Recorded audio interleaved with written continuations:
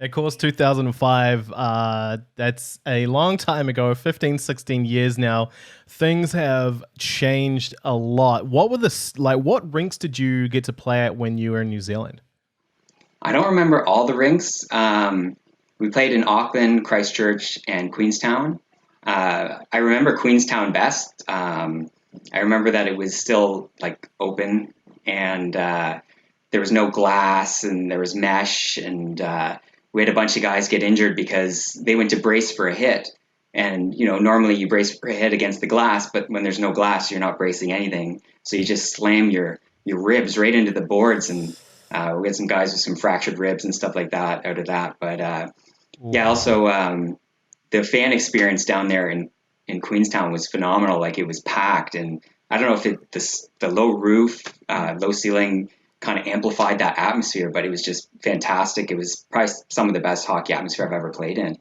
And yeah, I remember Christchurch had the huge mural painted on the wall, like all around, um, like mountain scenes and stuff like that. And I think they had mesh through most of the sides, but I think the end was still glass at the time. And it was weird. Just you went to bank a puck off the glass and you put it out of play, and it was kind of cool because it was different. We'd never played anything like that before. Like um, yeah, it was really really different experience. And then at Christchurch, we also had, I don't know if it's still like this in Christchurch, but our dressing room was upstairs. So when you're exhausted after like a hard skate, walking up those stairs to the dressing room was like extra hard. Um, it was also fun. Like we had a pretty good crowd in Christchurch, if I remember correctly, as well. And um, yeah, then Auckland, where we started our trip, I can't remember. I think it was no. I don't want to even guess which rink it was because I can picture it in my mind, but the name of it didn't mean much to me at the time because it was just a rink in Auckland. Again, same. We had like that mesh, and yeah, it was just different. It was just like, oh, that's how it's going to be down here. We got to prepare for that, but you couldn't get it in your head that there's no glass in certain areas. It's habit. You try to do things. You've done things a certain way.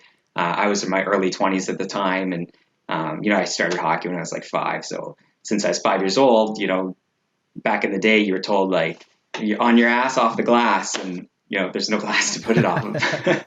So no, it's pretty good. The ice was pretty good though. Like I don't remember thinking that we had bad ice. Maybe it wasn't like perfect ice or anything like that, but it was pretty good to my recollection. 2005, I would have been in university in Hamilton, poor student. I didn't have the money to go anywhere. So it's really cool to hear what it was like then versus what it is now. And you obviously still keep tabs on New Zealand hockey. That trip left quite an Yep. impression on you.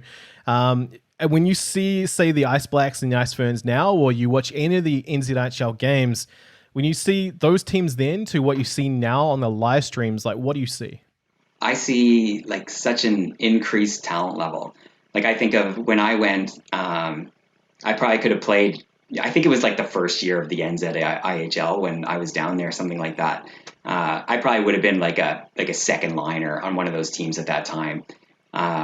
Now I'd be hard pressed to be a fourth liner. Like that, the skill levels come up so much in the last. Well, obviously it's been 15 years, but yeah, like it's amazing. And same with the Ice Blacks. Like New Zealand has this habit of punching above their weight class, and in kind of all sports, and hockey's no different. It's like you don't expect much, from a country with a population what you have there, and with the few rinks that are in New Zealand, and yet they come out strong, and yeah, they're just improving so much, and having this additional NZIHL team.